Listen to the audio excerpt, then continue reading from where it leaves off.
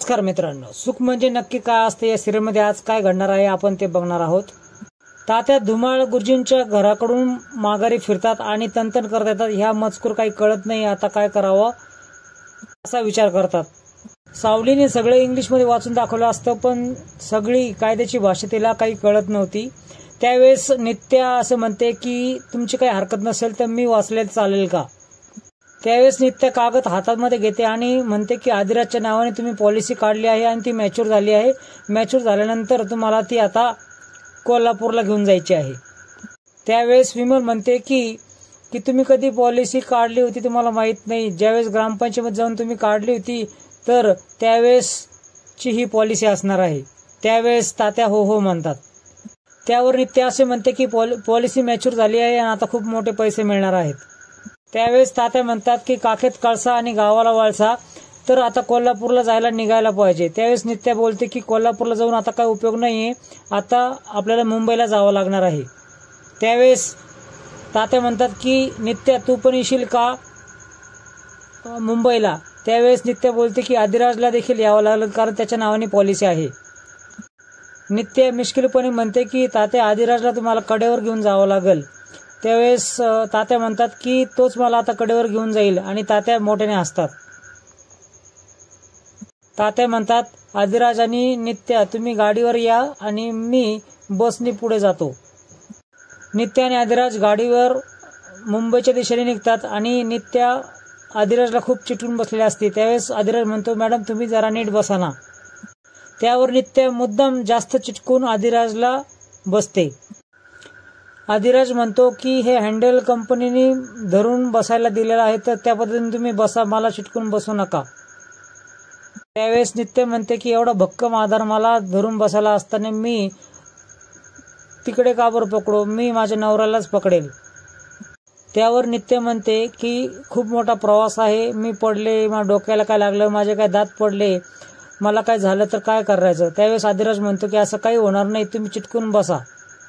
त्यानंतर आदिराज म्हणतो की तुमचे केस माझ्या डोळ्यावर येत आहेत, डोळ्यावर आल्यानंतर काय ऍक्सिडेंट झाला तर काय करायचं। त्यावेळेस नित्य चिडून बोलते की गाडी चालवताना केस तुझ्या पुढे कसे येईल, केस पाठीमागे राहतील ना। नित्य म्हणते की मी पडले, मला काय झालं तर काय करायचं। तर आदिराज घाबरतो आणि असं काय होणार नाही आणि मला तुम्ही घट्ट धरून बसा असं बोलतो। नित्य त्यावेळेस मिश्किलपणे यस म्हणते आणि त्याच्या मनासारखं झालं असतं, त्याच्यामुळे सगळे प्रवास पुढे करायला लागतात। इकडे पाहुणी रूम मध्ये जाते आणि सगळ्या रूमची झडती घेत असते। त्याच वेळेस तिला एक अल्बम सापडतो। तो अल्बम खूप जुना असतो आणि ती विचार करते की एवढ्या उंचावर कपाटावर कुणी असा अल्बम ठेवला आहे। इतक्यात तिकडे सावली येते। इकडे लवली नित्याला कॉल करतो आणि म्हणते झालं का तुमचं सगळं काम। तर नित्या म्हणते झालंय, सांगितल्या पद्धतीने तुम्ही वागा। जवळ आले की मिस कॉल देते असंही म्हणते। लवली देखील म्हणतो की तुम्ही सांगितलेल्या ठिकाणी आम्ही आलो आहोत आणि सगळं ठरल्याप्रमाणे होईल।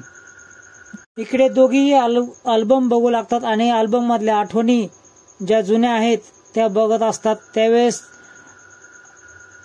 पाहुणीला दिसतं की लहानपणीची फ्रॉक घालून काढलेला फोटो जुन्या आठवणींना उजाळा मिळतो। राजेवाडीतील जत्रेचा सगळा जुना इतिहास त्यांना आठवतो आणि आनंदात अल्बम घेऊन सगळ्यांना दाखवायला ती बाहेर जाते। इकडे पाहुणी शालिनीला फोन लावते आणि म्हणते की असं काही सापडलंच नाहीये ज्याच्यावर आपल्याला कळेल की नवा व्यक्ती कोणी आला आहे। शालिनीकडून निरोप असा मिळतो की तू नित्यावर जास्तीत जास्त लक्ष ठेव। इकडे नित्या आणि आदिराज प्रवास करत असतात। त्यावेळेस नित्याला आदिराज थँक्यू म्हणतो।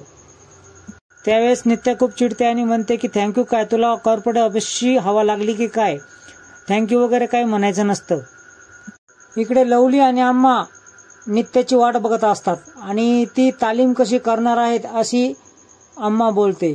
तर ठरल्याप्रमाणे नित्याचा मिस कॉल येतो आणि हे आदिराजच्या गाडीला आडवे जातात। आदिराज ब्रेक दाबतो आणि आदिराज अम्माकडे एकटक बघत असतो। अम्मा देखील एकटक बघत असते। आदिराज खाली उतरतो आणि त्याला एकदमच मागच्या जन्मीचं सगळं आठवायला लागतं। अम्माच्या डोळ्यामध्ये अचानकपणे पाणी आलेलं असतं। लवली ठरण्याप्रमाणे नाटक करायला लागतो आणि अम्माला म्हणतो की अम्मा कुठं चालली आहे तू। तर त्यावेळेस दोघेही नाटक करून निघायचा प्रयत्न करतात. त्यावेळेस आदिराज म्हणतो की थांबा, जे कुठं चाललीस तू. आदिराज लवलीला बोलतो की तू यांना कसा ओळखतो. त्यावेळेस लवली म्हणतो की या जगामध्ये त्यांचंही कोणी नाही आणि माझंही कोणी नाही. भूक लागली होती म्हणून मी त्यांना माझ्या घरी घेऊन गेलो होतो. त्यावेळेस आम्मा बोलते की आगीतून उठून फुफाट्यात कशाला जाऊ, याला कोण नाही मला कोण नाही, असं कसं चालणार.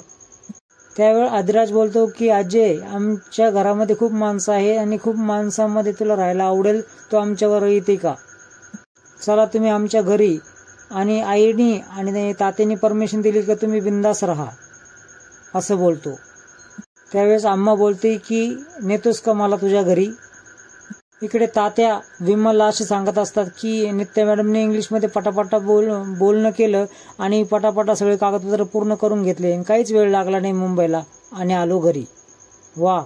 त्यावेळेस तिथल्या साहेबांनी विचारलं की या नित्या मॅडम कोण आहेत. त्यावेळेस मी म्हणालो की ही माझी सून आहे. त्यावर तात्याला ती सांगते की मॅडमचं मुंबईमध्ये 6 मजली ऑफिस आहे. 6 मजली ऑफिसमध्ये 600 लोक कामाला आहेत. त्यांना हे सगळ्या कामाची सवय आहे, त्याच्यामुळे काम पटकन झाले. त्यावेळेस सावली बोलती की चेक मिळाला आहे ना, तो चेक 6 महिन्याच्या आत वाटवा लागतो, तर तुम्ही चेक तो बँकेत टाकून द्या. थोड्यात आदिराज आणि नित्या घरी येतात.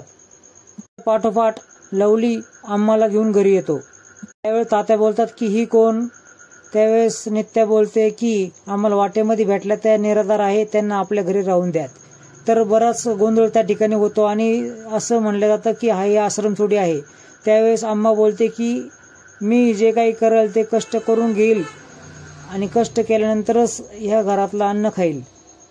पुढच्या भागामध्ये असं घडणार आहे की शालिनी नित्याला भेटते आणि म्हणते की नागपंचमीच्या वेळेस स्वतः आदिराज तुला या घरातून बाहेर काढेल अशी मी खेळी खेळणार आहे, मला शालिनी म्हणतात. पुढचा भाग बघायला काय विसरू नका.